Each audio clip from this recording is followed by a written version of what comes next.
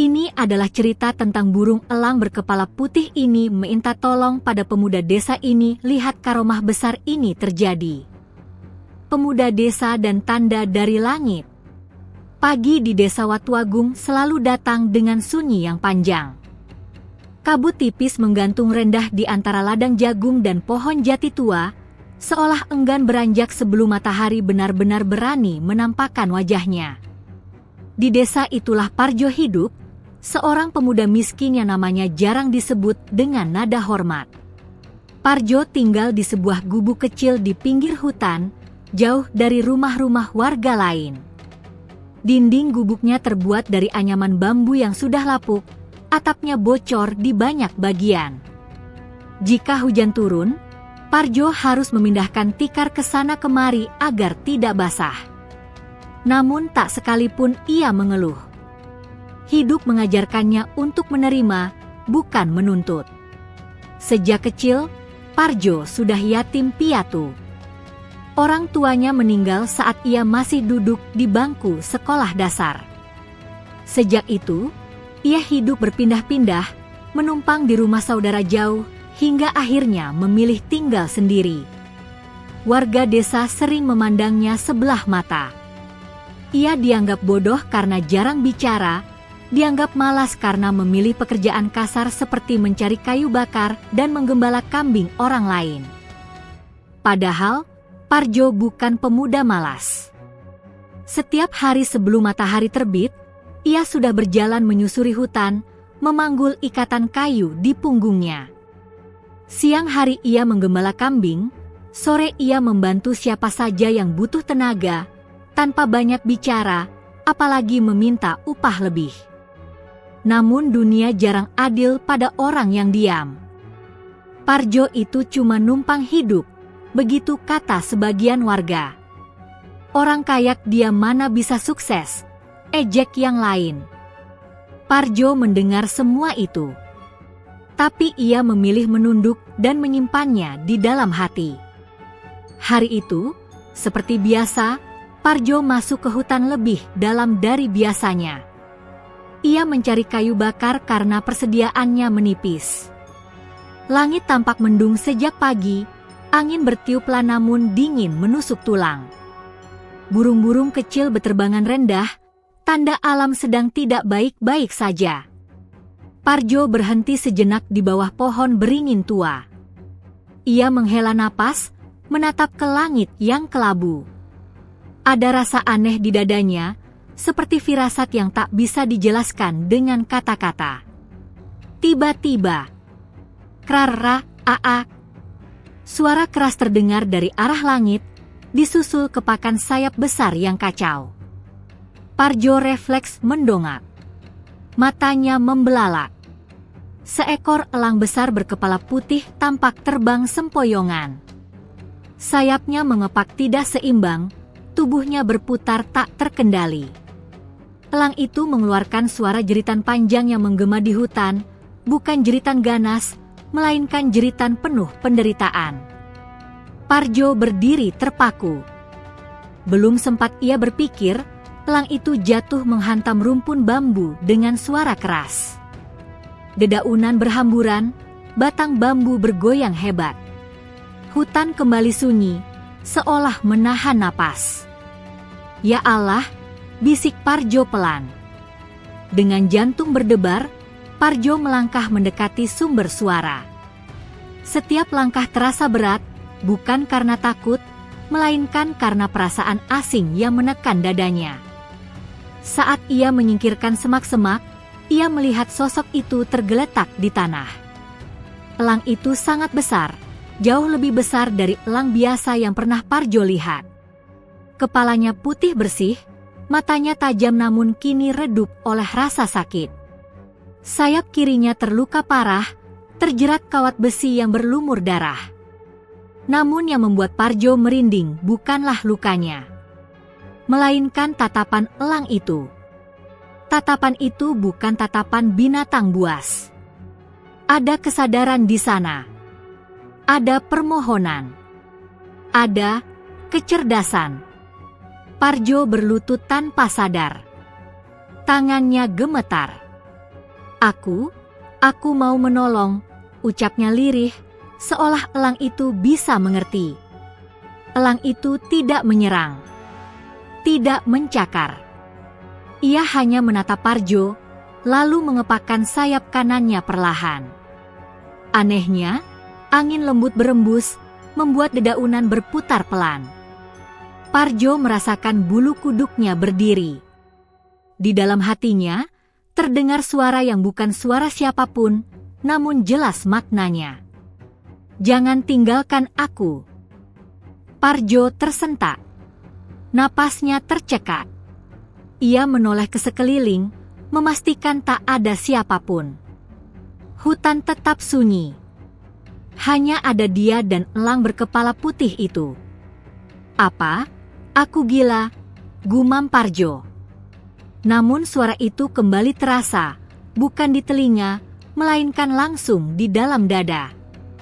"Aku meminta tolong padamu, manusia berhati bersih." Air mata Parjo menetes tanpa ia sadari. Seumur hidup, belum pernah ada yang menyebutnya demikian. Dengan tangan gemetar, Parjo mencoba melepaskan kawat besi dari sayap elang. Ia menahan napas, menahan perih. Elang itu meringis, namun tidak melawan. Seolah percaya sepenuhnya pada Parjo. Darah menetes ke tanah. Parjo merobek bajunya sendiri untuk membalut luka elang. Hujan rintik mulai turun, membasahi tanah dan tubuh mereka berdua. "Aku akan membantumu," kata Parjo tegas, meski suaranya bergetar. "Walau aku harus melawan seluruh desa." Di kejauhan, petir menyambar pelan. Langit bergemuruh. Dan pada saat itulah, tanpa Parjo sadari, takdir besar mulai bergerak. Karomah yang akan mengubah hidupnya dan kehidupan banyak orang telah memilih jalannya. Permintaan yang tak terucap. Hujan turun semakin rapat ketika Parjo memanggul tubuh elang berkepala putih itu menuju gubuknya. Tubuh elang itu berat, jauh lebih berat dari yang ia bayangkan, namun Parjo merasa seolah ada kekuatan lain yang membantu meringankan langkahnya. Tanah hutan yang licin tak membuatnya terjatuh, seakan jalan yang ia lalui telah disiapkan.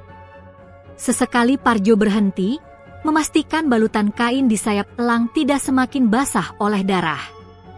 Elang itu tetap tenang di pelukannya. Kepalanya bersandar di dada Parjo, napasnya berat namun teratur. Tatapannya tak lepas dari wajah Parjo, seolah ingin memastikan bahwa ia tidak salah memilih penolong. Saat sampai di gubuk, hari sudah mulai gelap.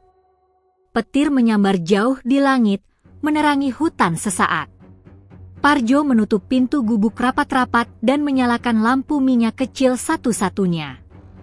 Cahaya temara memantul di dinding bambu, menciptakan bayangan-bayangan panjang yang menari.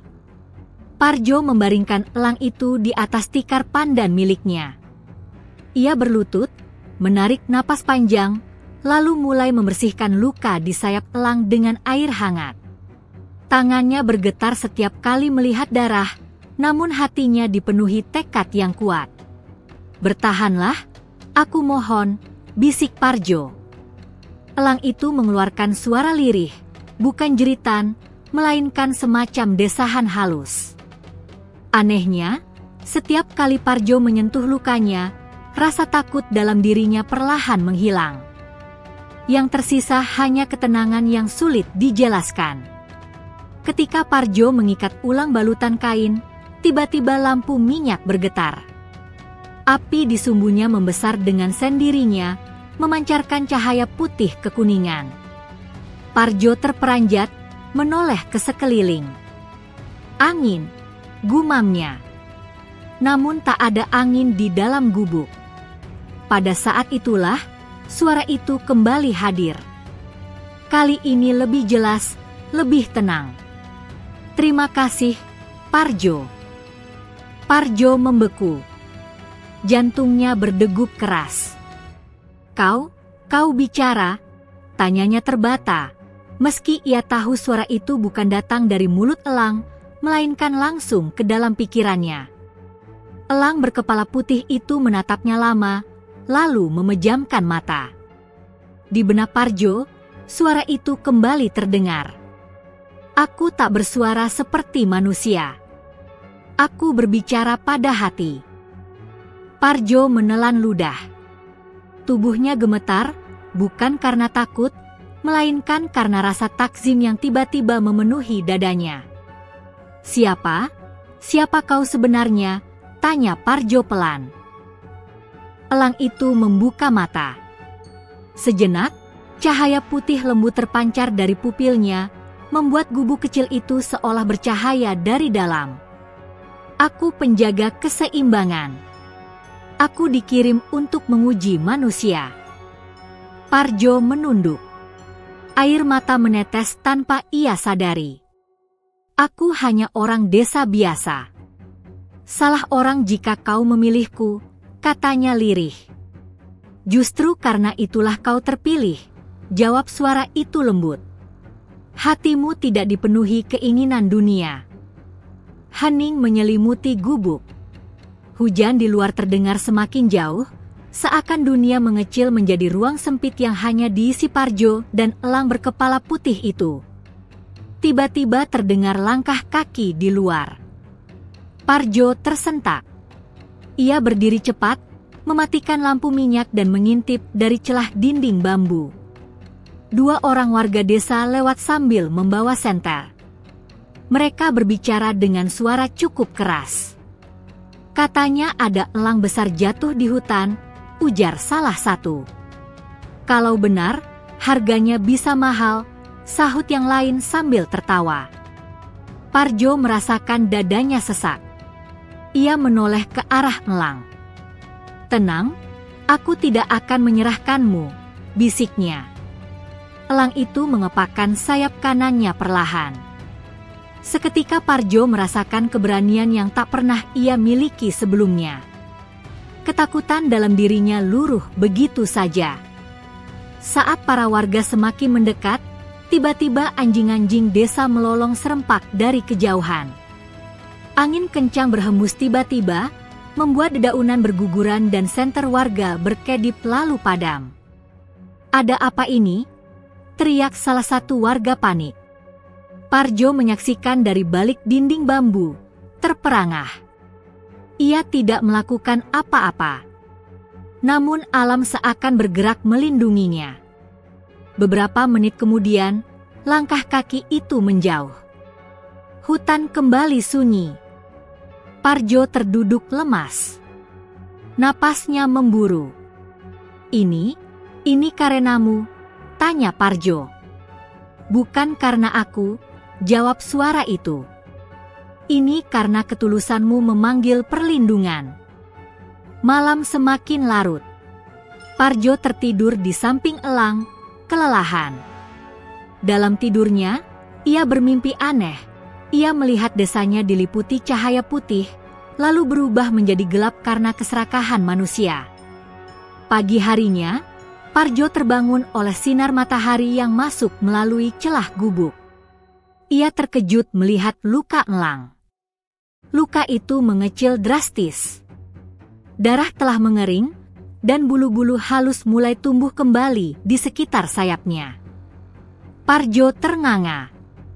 "Mustahil," bisiknya. Elang itu menatap Parjo dan mengepakkan sayapnya pelan. Di luar gubuk, burung-burung kecil berkicau riuh, pohon-pohon seolah tampak lebih segar dari biasanya. "Ini baru permulaan, Parjo," suara itu kembali terdengar. "Karomah besar akan datang, dan ujian yang lebih berat menantimu." Parjo memejamkan mata, menghela napas panjang. Ia tak tahu apa yang akan terjadi ke depan. Namun satu hal ia yakini. Sejak malam itu, hidupnya tak akan pernah sama lagi. Dan tanpa Parjo sadari, seluruh desa telah mulai bergerak menuju takdirnya sendiri, takdir yang akan diuji oleh cahaya dan kegelapan. Keajaiban pertama terjadi. Pagi itu, Desa Watuagung terasa berbeda.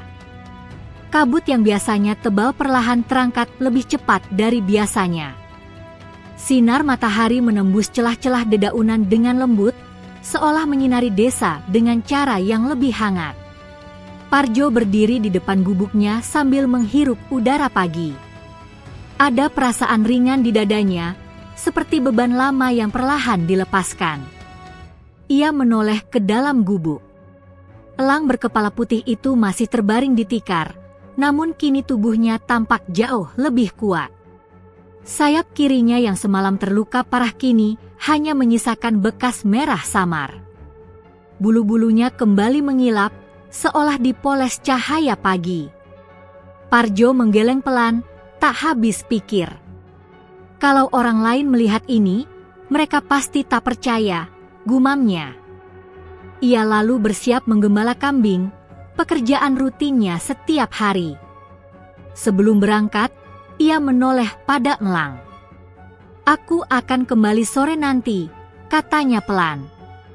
Elang itu menatapnya, lalu mengepakkan sayap perlahan. "Pergilah dengan tenang," suara itu terdengar lembut di benaknya. "Hari ini kau akan melihat tanda."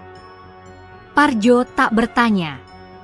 Ia sudah belajar bahwa tidak semua hal harus dimengerti lebih dulu. Di padang rumput, Parjo menggiring kambing-kambing milik Pak Sastro, salah satu warga desa yang biasanya paling pelit. Biasanya kambing-kambing itu susah diatur, sering sakit, dan jarang gemuk. Namun pagi itu, kambing-kambing itu berjalan tertib, memakan rumput dengan lahap. Parjo duduk di bawah pohon randu, memperhatikan mereka satu persatu. Angin berembus pelan, membawa aroma tanah basah. Tiba-tiba seekor kambing betina mengembik keras lalu rebah. Parjo panik, mengira kambing itu sakit. Namun tak lama kemudian, kambing itu melahirkan 2 anak kambing sekaligus, sehat dan kuat. Parjo terperangah. Ia tahu betul kambing itu belum waktunya melahirkan. Belum sempat ia pulih dari keterkejutannya, kejadian serupa terjadi pada kambing lain. Dalam waktu singkat, 3 kambing melahirkan, sesuatu yang belum pernah terjadi sebelumnya. Parjo menutup mulutnya. Jantungnya berdebar. "Ya Allah," bisiknya. Sore harinya, Pak Sastro datang ke padang rumput. Begitu melihat anak-anak kambing yang baru lahir, matanya membelalak. "Parjo, apa yang kau lakukan pada kambing-kambingku?" bentaknya curiga. Parjo menggeleng cepat. "Saya tidak melakukan apa-apa, Pak. Demi Allah." Pak Sastro terdiam. Ia memeriksa kambing-kambing itu satu persatu. Semuanya sehat. Gumamnya heran. "Aneh." Parjo pulang dengan perasaan campur aduk. Ia ingin bersyukur, namun juga takut. Takut jika keanehan ini menarik perhatian yang salah. Sesampainya di gubuk, ia mendapati halaman kecil di depan rumahnya berubah. Tanah yang biasanya tandus kini dipenuhi rumput hijau segar. Sebuah pohon pisang yang selama ini tak pernah berbuah, kini menjuntai satu tandan besar berwarna kuning keemasan. Parjo terjatuh terduduk. Ini semua terlalu cepat," katanya dengan suara bergetar. Elang berkepala putih itu berdiri, mengepakkan kedua sayapnya. Cahaya putih lembut memancar, namun kali ini hanya sekejap. "Karomah tidak datang untuk menakutimu," suara itu berkata. "Ia datang sebagai amanah." Parjo menunduk, air mata jatuh ke tanah. "Aku takut tidak sanggup," ucapnya jujur. "Takut adalah tanda bahwa hatimu masih bersih," jawab elang itu. "Yang berbahaya adalah mereka yang tak pernah takut menyalahgunakan." Malam itu, Parjo mengundang satu-satunya tetangga yang masih baik padanya, Mak Warti, seorang janda tua. Ia memberinya pisang dari pohon di halaman. Mak Warti terkejut. "Parjo, pohon ini kemarin kering, Nak." Parjo hanya tersenyum kecil. Mungkin doa ibu yang dikabulkan. Mak Warti pulang dengan mata berkaca-kaca. Kabar tentang pisang dan kambing mulai menyebar pelan di desa. Di rumah kepala desa, bisik-bisik mulai terdengar. Parjo berubah sejak beberapa hari ini. Katanya rezekinya tiba-tiba lancar. Jangan-jangan dia pakai ilmu. Malam kembali turun. Parjo duduk bersila di depan elang, menatap api lampu minyak. "Jika ini kehendak Tuhan," katanya pelan, "aku ingin menggunakannya untuk kebaikan." Elang menatapnya dalam-dalam. "Perjalananmu baru dimulai, Parjo. Dan cahaya yang kau bawa akan mengundang bayangan gelap." Di kejauhan, gong kecil desa dipukul 3 kali, tanda rapat darurat warga. Parjo menoleh ke arah suara itu. Hatinya bergetar. Ia belum tahu, keajaiban pertama ini adalah pintu menuju ujian yang jauh lebih besar. Dan di langit malam, sesaat sebelum awan menutup bulan, siluet elang berkepala putih tampak melintas, mengawasi, melindungi, sekaligus menyiapkan Parjo untuk takdir yang tak bisa ia hindari. Musibah desa dan tanda perlindungan. Langit di atas desa Watuagung berubah muram sejak pagi. Awan hitam menggumpal rendah, menutup puncak gunung yang biasanya tampak jelas dari ladang-ladang warga. Udara terasa berat, seakan membawa pesan buruk yang tak terucap. Parjo berdiri di depan gubuknya, menatap langit dengan dada gelisah. Sejak subuh, elang berkepala putih itu belum banyak bergerak. Ia hanya bertengger di sudut gubuk, matanya menatap jauh ke arah gunung, seolah mengawasi sesuatu yang tidak bisa dilihat Parjo. "Ada apa?" tanya Parjo pelan. Elang itu menoleh, lalu mengepakkan sayapnya sekali. Angin berembus dingin, membuat daun-daun di sekitar gubuk bergetar. Alam sedang gelisah, suara itu terdengar berat. Dan manusia telah melampaui batasnya. Belum sempat Parjo bertanya lebih jauh, suara gemuruh terdengar dari arah gunung.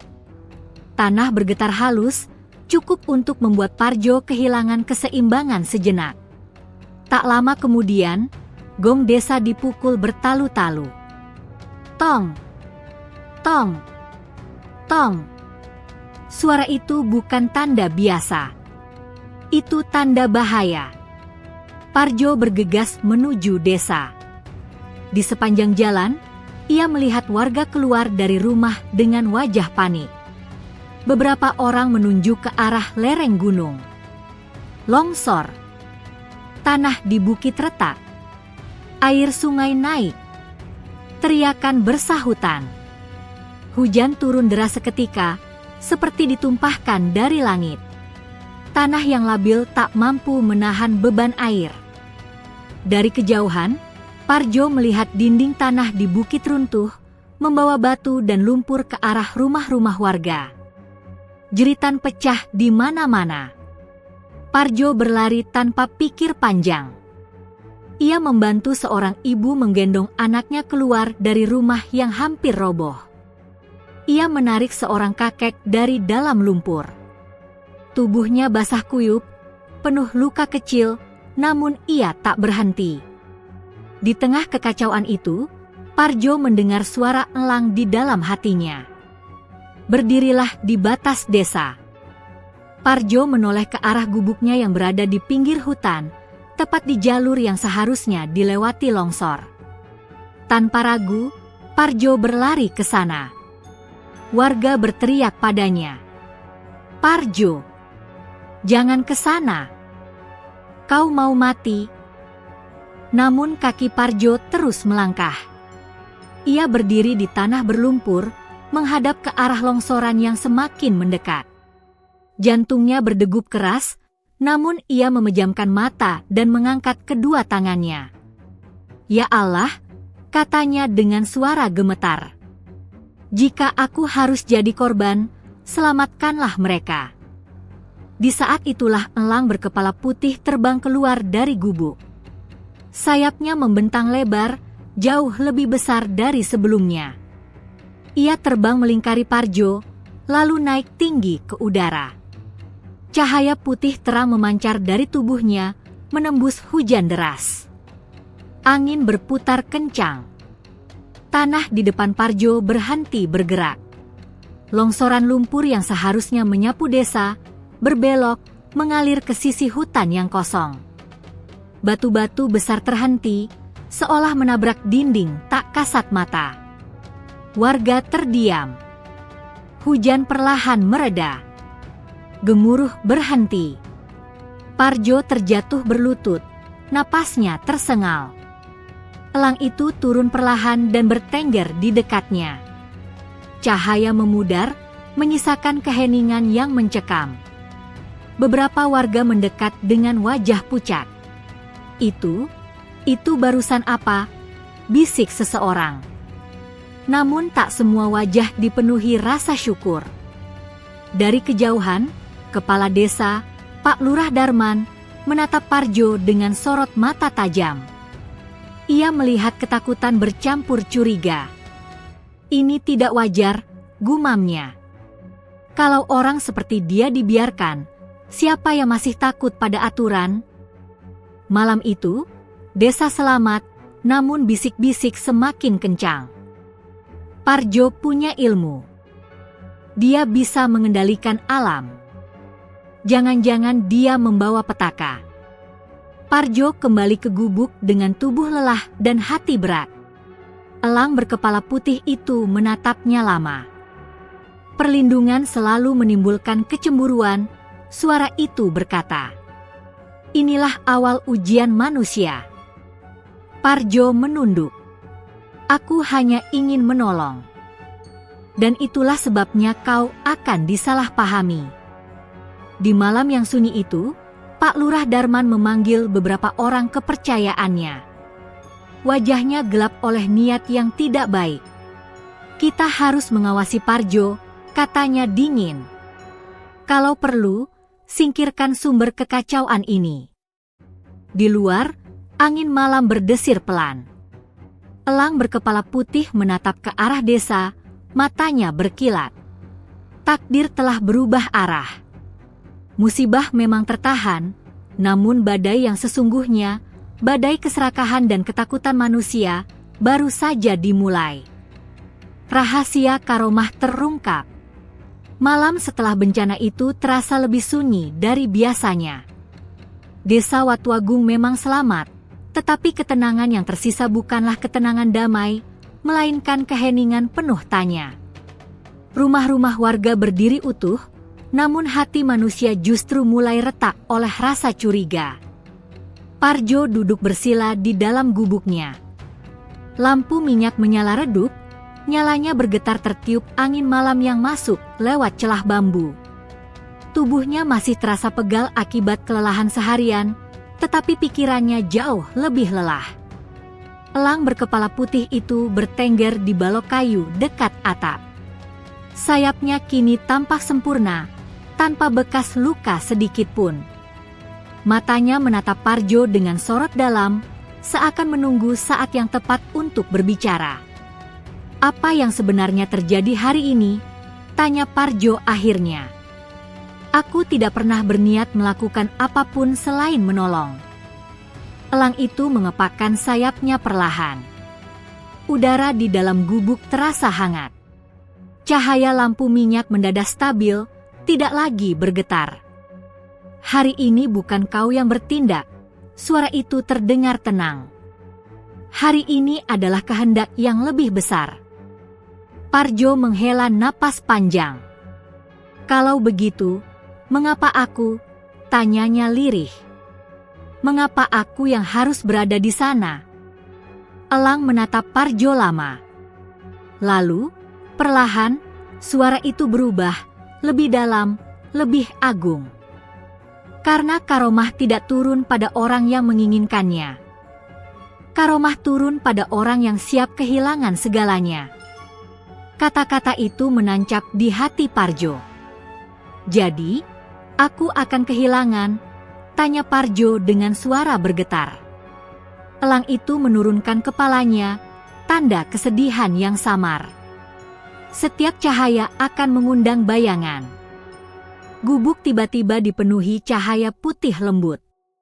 Dinding bambu seolah menghilang. Parjo terkejut, namun tidak merasa takut. Ia merasa seperti berada di tempat yang jauh, namun sangat dekat dengan hatinya. Di hadapannya, Parjo melihat bayangan masa lalu. Ia melihat hutan sebelum dirusak, sungai sebelum tercemar, dan gunung sebelum digerogoti keserakahan manusia. Aku bukan hanya seekor elang, suara itu bergema. Aku adalah penjaga yang ditugaskan ketika keseimbangan terancam. Parjo menelan ludah. Dan aku, kau adalah saksi. Dan bila kau memilih, kau akan menjadi perantara. Air mata Parjo jatuh. Aku takut salah jalan. Cahaya meredup. Gubuk kembali seperti semula. Itulah sebabnya kau aman, kata elang itu lembut. Orang yang takut menyalahgunakan karomah, justru layak memegangnya. Tiba-tiba terdengar suara ketukan keras di pintu gubuk. Parjo, buka pintu. Parjo tersentak. Ia berdiri, menatap elang dengan ragu. Pergilah, suara itu berkata. Hadapilah mereka dengan jujur. Parjo membuka pintu. Di luar berdiri Pak Lurah Darman bersama beberapa warga. Wajah mereka tegang, sebagian penuh curiga, sebagian lagi takut. Parjo, kata Pak Lurah dingin. Apa yang kau lakukan hari ini bukan hal biasa. Parjo menunduk hormat. Saya hanya berdoa, Pak Lurah. Berdoa? Pak Lurah tertawa pendek. Longsor berhenti tepat di depan rumahmu. Apakah itu kebetulan? Parjo mengangkat wajahnya. Kalau memang saya salah, hukum saya. Tapi demi Allah, saya tidak berniat mencelakai siapapun. Warga saling pandang. Tak ada yang berani bicara. Pak Lurah menatap Parjo lama. Kami akan mengawasi kamu, katanya akhirnya. Jika ada kejadian aneh lagi, kamu yang pertama akan kami minta pertanggungjawaban. Mereka pergi meninggalkan Parjo dalam keheningan. Parjo menutup pintu perlahan. Kakinya lemas. Aku tidak kuat, katanya sambil terduduk. Aku ingin hidup tenang. Elang itu turun dan berdiri di hadapannya. Ketenangan tidak selalu berarti diam. Parjo menatap elang itu dengan mata berkaca-kaca. Kalau suatu hari aku harus memilih antara diriku dan orang lain, elang berkepala putih itu mengepakkan sayapnya sekali. Karomah akan mengikutimu selama niatmu tetap lurus. Namun ingat, karomah bisa pergi lebih cepat daripada ia datang. Malam semakin larut. Di kejauhan, Pak Lurah Darman duduk di rumahnya, berbicara dengan seseorang dari kota melalui telepon. Ada yang aneh di desa saya, katanya pelan. Saya butuh orang-orang yang paham urusan seperti ini. Parjo tak tahu bahwa sejak malam itu, bahaya baru mulai bergerak ke arahnya. Ia hanya tahu satu hal. Hidup sederhananya telah berakhir, digantikan oleh amanah besar yang tidak bisa ia tolak. Dan di langit malam, elang berkepala putih terbang tinggi, mengitari desa, menjaga, sekaligus menimbang, seberapa kuat hati manusia menghadapi cahaya. Ketamakan manusia. Desa Watuagung tak lagi sama sejak peristiwa longsor itu. Orang-orang memang masih bekerja di ladang, masih menimba air di sungai, Namun ada sesuatu yang berubah dalam cara mereka memandang satu sama lain.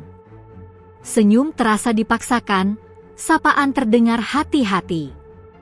Dan setiap mata, diam-diam, sering mengarah ke satu tempat, gubuk Parjo. Parjo merasakan perubahan itu dengan jelas. Setiap kali ia melintas di jalan desa, pembicaraan mendadak terhenti. Ada yang menatapnya dengan kagum, ada pula yang cepat-cepat berpaling. Anak-anak yang dulu berani mengejeknya kini memilih menjauh, seolah Parjo bukan lagi manusia biasa. Pagi itu, Parjo sedang memberi minum elang berkepala putih di belakang gubuk. Elang itu kini sering berdiri tegak, memandang ke kejauhan dengan sikap waspada. Bulu-bulunya mengembang setiap kali angin bertiup dari arah desa. Ada yang datang, kata Parjo pelan, meski belum melihat siapapun. Elang itu menoleh, matanya berkilat tajam. Keserakahan memiliki bau, suara itu terdengar dingin. Dan hari ini, baunya semakin dekat. Tak lama kemudian, suara mesin memecah kesunyian desa. 2 mobil hitam berhenti di balai desa, sesuatu yang sangat jarang terjadi di Watuagung. Beberapa orang turun dari mobil. Pakaian mereka rapi, sepatu mengilap, wajah mereka tidak mencerminkan keramahan desa. Pak Lurah Darman menyambut mereka dengan senyum yang dibuat-buat. "Silakan, Pak, silakan," katanya dengan suara penuh hormat. Orangnya memang aneh, tapi kalau bapak-bapak bisa menangani. Salah satu tamu, pria bertubuh besar dengan sorot mata licik, mengangguk pelan. "Kami hanya ingin melihat-lihat," katanya singkat. Berita kedatangan orang kota cepat menyebar. Parjo mendengar bisikannya dari Mak Warti. "Mereka tanya-tanya soal kamu, Nak," kata janda tua itu dengan wajah cemas. Katanya mau melihat burung aneh. Parjo terdiam. Dadanya terasa sesak. Sore harinya, 3 orang mendatangi gubuk Parjo. Salah satunya pria yang sama dari balai desa. 2 lainnya membawa tas besar. "Parjo," kata pria itu tanpa basa-basi, "kami dengar kamu menyimpan elang langka." Parjo berdiri tegak. "Dia bukan barang dagangan," jawabnya tegas. Pria itu tersenyum tipis. Ia membuka tas dan memperlihatkan tumpukan uang. "Ini cukup untuk membuatmu hidup nyaman seumur hidup," katanya. "Kami hanya ingin burungnya." Parjo menelan ludah. Seumur hidup, ia belum pernah melihat uang sebanyak itu. Sekejap, terlintas di benaknya bayangan hidup tanpa lapar, tanpa hinaan. Namun sebelum pikirannya melangkah lebih jauh, suara elang terdengar tegas di dalam hatinya. "Inilah ujianmu." Parjo mengangkat wajahnya. "Maaf," katanya mantap. "Saya tidak menjual amanah." Senyum pria itu menghilang.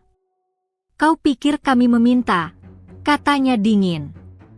"Kami bisa mengambilnya." 2 orang di belakangnya melangkah maju. Udara di sekitar gubuk tiba-tiba berubah. Angin berputar kencang, dedaunan beterbangan. Elang berkepala putih melompat ke depan Parjo, mengepakkan sayapnya lebar-lebar. Tanah bergetar. Pria-pria itu terhuyung. Salah satu jatuh terduduk, wajahnya pucat. "Apa ini?" gumamnya ketakutan. Parjo mengangkat tangannya. "Pergi," katanya tegas. "Aku tidak ingin ada yang terluka." Angin berhenti seketika. Pria bertubuh besar itu menatap Parjo dengan mata menyala oleh amarah dan ketakutan. "Kau akan menyesal," katanya sebelum pergi terburu-buru. Malam itu, Parjo tidak bisa tidur. Ia duduk di depan gubuk, menatap langit gelap. "Aku hampir tergoda," katanya jujur. Jika aku menerima uang itu. Elang itu bertengger di sampingnya. Godaan tidak membuatmu kotor, jawabnya. Pilihanmu lah yang menentukan. Namun bahaya belum selesai. Di rumah Pak Lurah, pertemuan rahasia berlangsung. Dia menolak, kata pria kota itu. Kalau begitu, kita pakai cara lain. Pak Lurah menelan ludah. Jangan sampai desa rusak, katanya ragu. Pria itu tersenyum tipis. Kami hanya butuh burungnya. Pemudanya tidak penting. Keesokan malamnya, Parjo terbangun oleh suara langkah-langkah mencurigakan. Dari celah gubuk, ia melihat bayangan orang membawa senjata dan jaring. Elang berkepala putih mengepakkan sayapnya pelan. Mereka datang, katanya. Dan kali ini, niat mereka lebih gelap. Parjo mengepalkan tangan. Ia tahu, mulai saat itu, hidupnya tidak lagi sekadar tentang menolong. Ia harus melindungi amanah, meski taruhannya adalah nyawanya sendiri.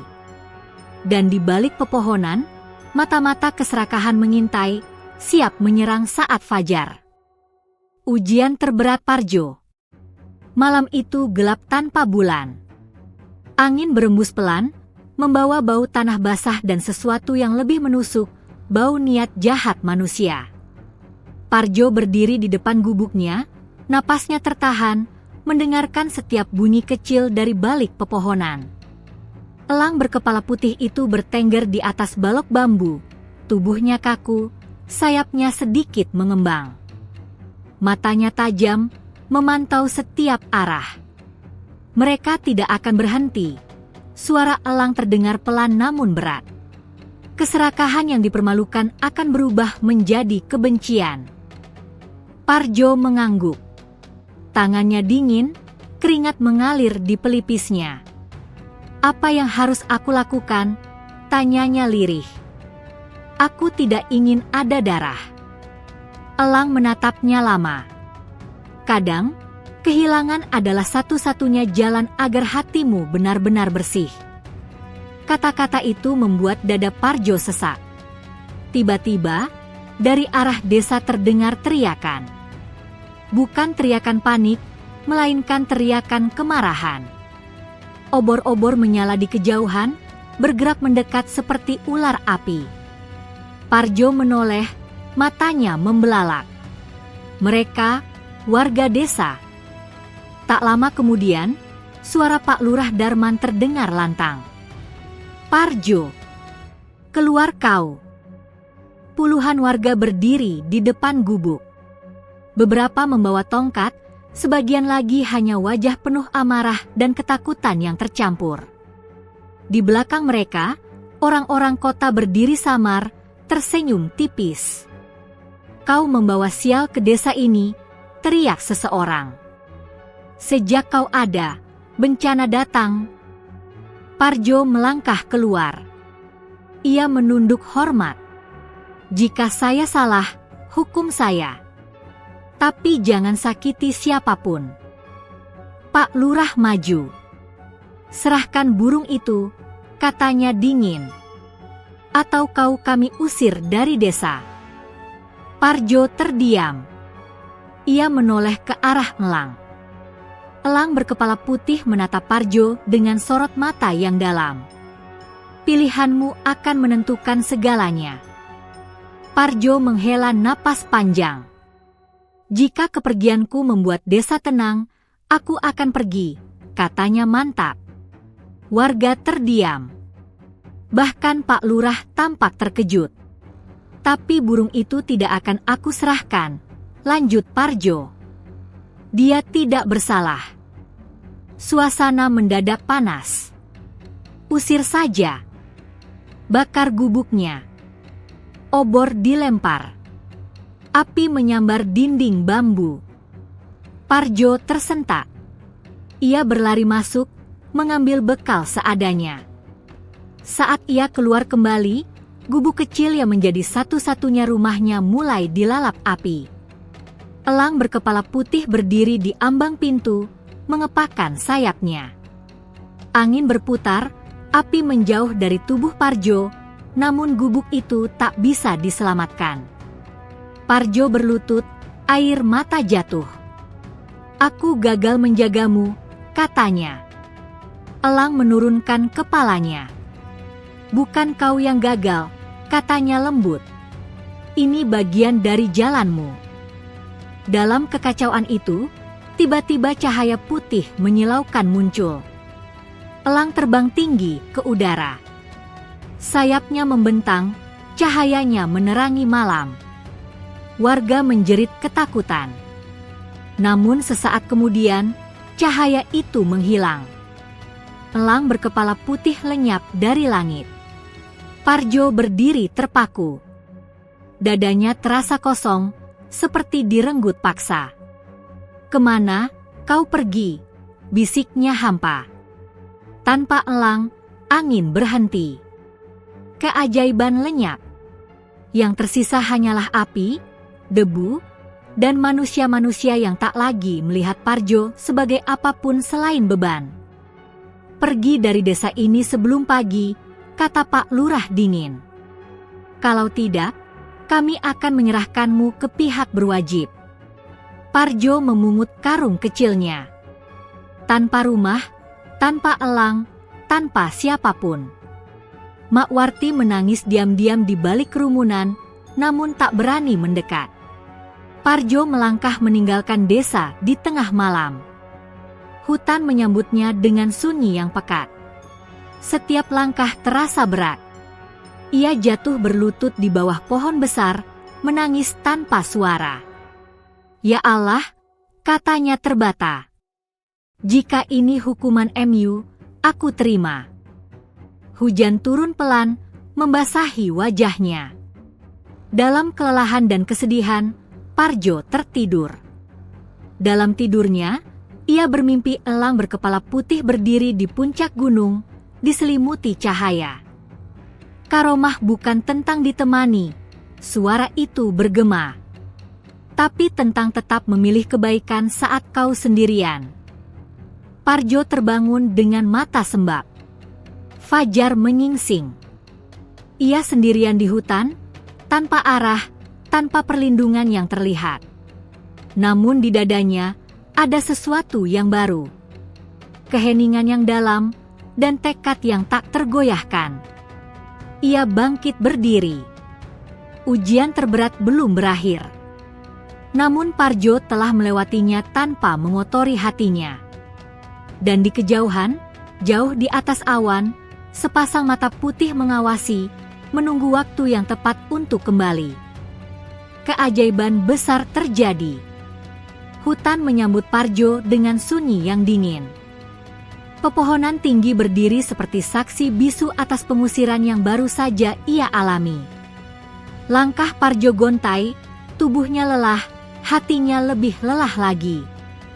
Gubuknya telah habis, elang berkepala putih lenyap, dan desa yang dulu ia lindungi kini menolaknya tanpa ragu. Ia berjalan tanpa tujuan hingga fajar menyingsing.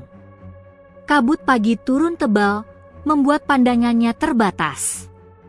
Parjo akhirnya berhenti di sebuah tanah lapang kecil di tengah hutan, lalu duduk bersila. Tak ada bekal kecuali sebotol air dan sepotong singkong kering. Untuk pertama kalinya sejak semua kejadian itu, Parjo benar-benar sendirian. Ia menengadahkan wajah ke langit yang mulai memerah oleh matahari pagi. "Jika aku memang tidak lagi dibutuhkan," katanya lirih, "ambil saja semua dariku, asal jangan engkau ambil imanku." Air mata menetes, jatuh ke tanah. Parjo memejamkan mata, pasrah.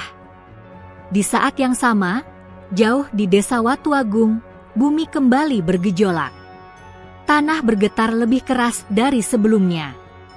Retakan besar muncul di ladang-ladang.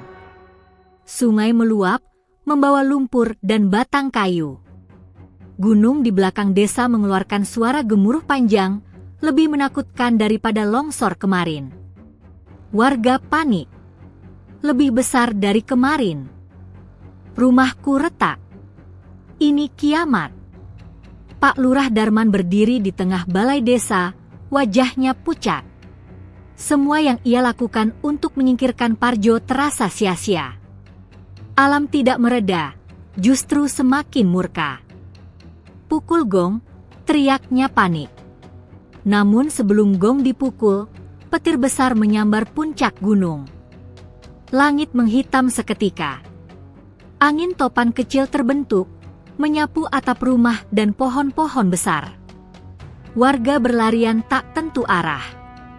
Di tengah kepanikan itu, Mak Warti berlutut sambil menangis. Ini karena Parjo, kita mengusir orang baik. Tangisnya memicu kesadaran yang terlambat. Beberapa warga mulai menyebut nama Parjo, memohon agar ia kembali. Namun Parjo tidak ada. Di hutan, Parjo mendadak merasakan dadanya bergetar hebat. Tanah di bawahnya berdenyut seperti jantung raksasa. Angin berputar mengelilinginya, membuat dedaunan menari liar. Parjo membuka mata. Langit di atas hutan terbelah oleh cahaya putih terang. Suara kepakan sayap besar menggema dari kejauhan, lebih kuat, lebih agung dari sebelumnya. Parjo berdiri terpaku. Dari balik awan tebal, elang berkepala putih muncul kembali. Namun kini wujudnya berbeda. Tubuhnya lebih besar, cahaya putih menyelimutinya, dan setiap kepakan sayapnya membuat udara bergetar. Parjo jatuh berlutut. Kau kembali, bisiknya terbata. Suara itu terdengar, bergema bukan hanya di hati Parjo, tetapi di seluruh alam. Kini aku datang bukan sebagai penjaga, melainkan sebagai pengingat. Elang itu terbang rendah, lalu berhenti tepat di atas Parjo. Angin mendadak tenang. Dunia seolah berhenti bergerak. Apakah hatimu masih bersih, meski kau telah kehilangan segalanya? Parjo mengangkat wajahnya, air mata mengalir. Aku marah, aku sakit hati, katanya jujur. Namun aku tidak ingin mereka celaka. Elang berkepala putih mengepakkan sayapnya perlahan. Maka inilah karomah terbesarmu. Cahaya putih menyelimuti Parjo. Tubuhnya terasa hangat, ringan, seolah beban dunia terangkat dari pundaknya. Dalam sekejap, Parjo melihat bayangan desa, rumah-rumah, ladang, dan manusia-manusia yang dulu menghinanya, kini menangis ketakutan. Elang terbang tinggi menuju desa. Parjo, tanpa sadar, melangkah mengikutinya. Kakinya bergerak ringan, menembus hutan dengan kecepatan yang tak mungkin dilakukan manusia biasa. Di langit desa, elang berkepala putih berputar-putar, membentangkan sayapnya selebar langit. Angin topan berhenti. Tanah berhenti bergetar. Awan hitam terbelah, membuka cahaya matahari yang menyilaukan. Parjo berdiri di batas desa, mengangkat kedua tangannya. Ya Allah, doanya bergetar namun tulus. Ampuni mereka, selamatkan mereka, meski mereka menolakku. Doa itu meluncur seperti gelombang cahaya. Gunung kembali tenang. Sungai surut perlahan. Retakan tanah menutup, seolah dijahit oleh tangan tak kasat mata. Warga terdiam, lalu berjatuhan sujud.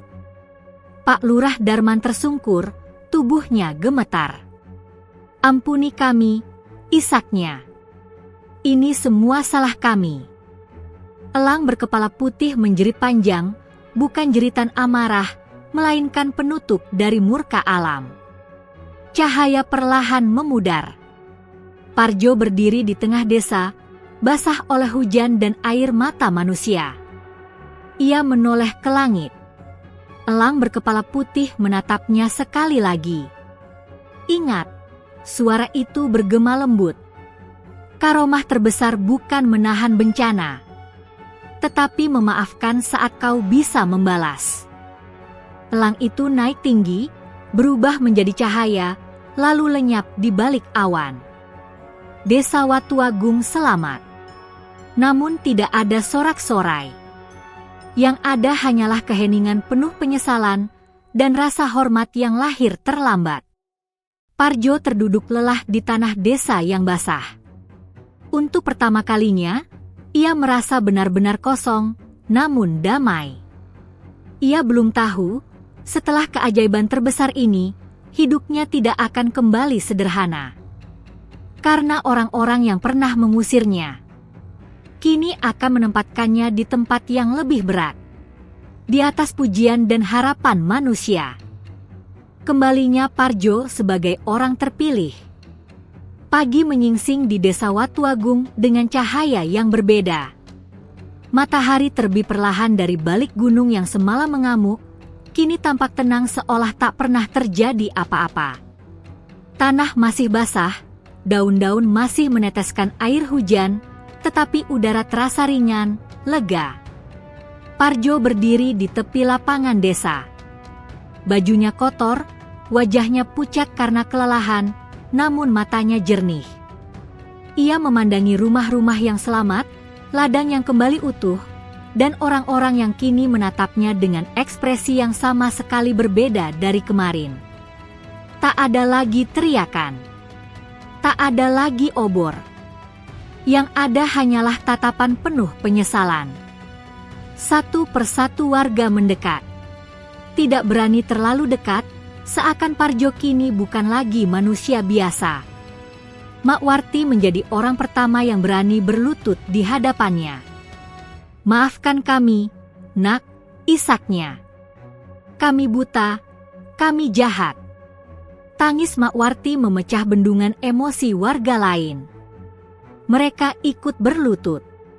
Ada yang menangis keras, ada yang hanya menunduk gemetar. Parjo terkejut. Ia segera mengangkat Mak Warti. "Ibu jangan begitu," katanya gugup. "Saya ini sama seperti yang lain." Namun justru kata-kata itu membuat warga semakin yakin. "Orang seperti inilah yang dipilih," bisik seseorang. "Rendah hati, padahal punya kuasa." Pak Lurah Darman maju dengan langkah berat. Wajahnya pucat, matanya sembab. "Parjo," suaranya serak. "Aku salah. Demi jabatanku, aku mengorbankan orang yang benar." Ia berlutut, sesuatu yang tak pernah ia lakukan seumur hidupnya. "Aku siap mundur," lanjutnya. "Jika itu menebus dosaku." Parjo terdiam lama. Semua mata tertuju padanya. Di saat itu, Parjo merasakan ujian yang berbeda, bukan ancaman, bukan kekerasan, melainkan kekuasaan yang disodorkan tanpa ia minta. Ia menghela napas panjang. "Saya tidak ingin siapapun kehilangan pekerjaannya karena saya," katanya tenang. "Biarlah semua belajar, tanpa saling menjatuhkan." Keputusan itu membuat desa semakin hening. Beberapa warga meneteskan air mata lagi, kali ini karena malu. Sejak hari itu, Parjo tidak lagi dipanggil dengan namanya saja. Ada yang memanggilnya Wong Linwih. Ada yang menyebutnya orang pilihan langit. Bahkan ada yang diam-diam mulai membawa sesaji ke bekas gubuknya yang telah terbakar. Parjo resah. Suatu malam, ia duduk sendirian di bawah pohon beringin dekat desa. Angin bertiup lembut. Ia menatap langit, mencari sosok elang berkepala putih, namun yang ada hanya bintang-bintang. "Aku takut," bisiknya. "Dulu mereka membenciku, sekarang mereka memujaku." Angin berdesir. Untuk sesaat, Parjo merasakan kehadiran yang familiar. Pujian lebih berbahaya daripada ancaman, suara itu bergema lembut. Karena pujian bisa membuat manusia lupa bahwa ia hanyalah perantara.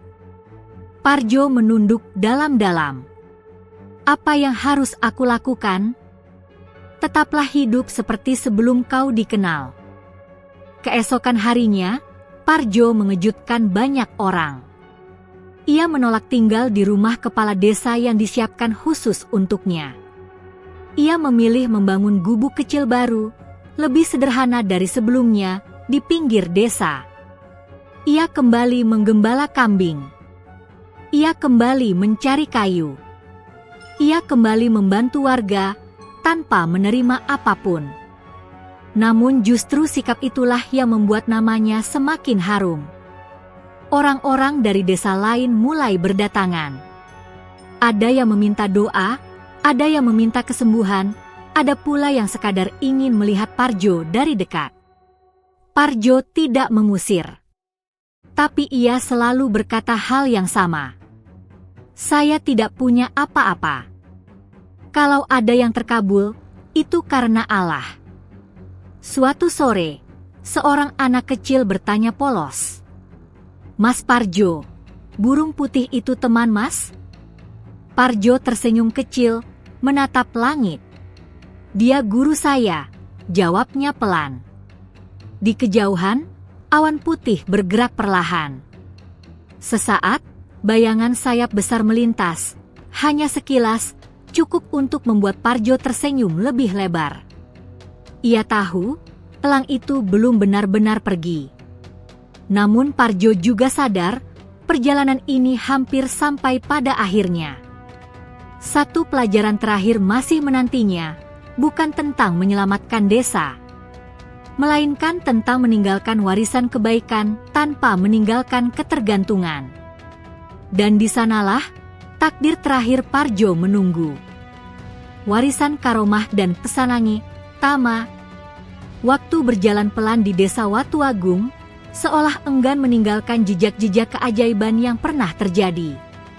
Musim berganti, ladang kembali hijau, sungai mengalir tenang, dan gunung berdiri anggun tanpa murka. Namun satu hal tak pernah kembali seperti dulu, cara orang memandang Parjo. Ia tetap hidup sederhana. Gubuk kecil di pinggir desa berdiri kokoh meski tanpa kemewahan. Setiap pagi Parjo berangkat menggembala, setiap sore ia kembali dengan langkah ringan dan wajah tenang. Tak ada pakaian khusus, tak ada simbol kesaktian. Ia sengaja menjaga dirinya tetap biasa. Namun bagi orang lain, Parjo tak pernah biasa lagi. Orang-orang dari desa jauh terus berdatangan. Ada yang membawa anak sakit, ada yang kehilangan arah hidup, ada yang sekadar ingin melihat wajah orang yang katanya pernah berbicara dengan langit. Mereka berharap sentuhan, doa, atau sekadar kata-kata. Parjo menerima mereka dengan sabar, tetapi ia selalu membatasi diri. Jangan bergantung padaku, ucapnya berkali-kali. Bergantunglah pada Yang Maha Kuasa. Suatu sore, Parjo duduk di tepi sungai yang dulu hampir meluap menelan desa. Airnya jernih, memantulkan cahaya matahari senja. Ia merendam kakinya, menikmati sunyi yang jarang ia dapatkan. Di sanalah, elang berkepala putih muncul untuk terakhir kalinya. Ia tidak datang dengan petir atau cahaya besar. Ia turun perlahan, bertengger di batu besar di seberang sungai. Wujudnya kembali seperti pertama kali Parjo melihatnya, agung, namun tenang. Parjo berdiri, menunduk penuh hormat.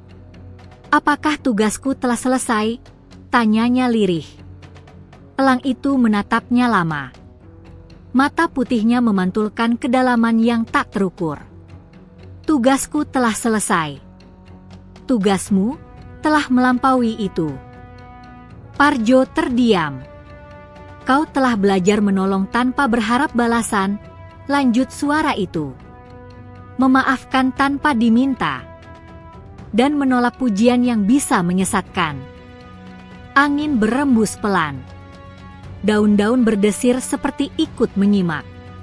Namun kini, Saatnya kau mengajarkan satu hal terakhir kepada manusia. Apa itu? Tanya Parjo. Elang mengepakkan sayapnya perlahan.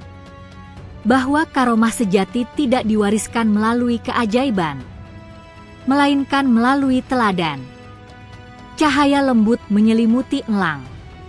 Tubuhnya perlahan memudar, berubah menjadi kilau putih yang naik ke langit senja, lalu lenyap di balik awan. Parjo menatap lama, hingga cahaya itu benar-benar hilang. Malam itu, Parjo mengumpulkan warga desa. Bukan di balai desa, melainkan di lapangan terbuka. Api unggun kecil menyala. Tidak ada panggung, tidak ada jarak. Aku ingin berpamitan, kata Parjo pelan. Desa gempar. Pergi. Kemana? Jangan tinggalkan kami. Parjo tersenyum lembut. Aku tidak pergi jauh, katanya. Aku hanya tidak ingin kalian terus menungguku untuk berbuat baik. Ia menatap satu persatu wajah yang pernah memusuhinya, lalu memujanya. Jika dulu kalian salah, kini jangan mengulanginya dengan cara yang lain, lanjutnya. Jangan gantungkan iman dan harapan pada manusia. Ia menyerahkan sebuah tongkat kayu sederhana, tongkat yang dulu sering ia pakai menggembala, kepada seorang anak kecil. Jagalah desa ini dengan kejujuran, katanya. Bukan dengan keajaiban. Keesokan paginya, Parjo benar-benar pergi. Tanpa iring-iringan. Tanpa tangis. Hanya jejak kaki yang perlahan hilang di jalan tanah. Waktu berlalu. Tahun demi tahun. Desa Watuagung berubah. Warganya lebih peduli, lebih rendah hati. Mereka menolong tanpa menunggu bencana. Tidak ada lagi sesaji, tidak ada pengkultusan. Yang ada hanyalah gotong royong dan doa. Parjo tidak pernah kembali, namun namanya tetap hidup. Bukan sebagai orang sakti, melainkan sebagai manusia baik. Di akhir film, kamera menyorot langit senja. Seekor elang berkepala putih terbang tinggi, mengepakkan sayapnya dengan tenang. Suara Parjo terdengar sebagai narasi penutup. Jika kau mencari keajaiban, lihatlah ke dalam hatimu. Karena di sanalah Tuhan sering bekerja. Tanpa suara, tanpa cahaya. Namun mengubah segalanya.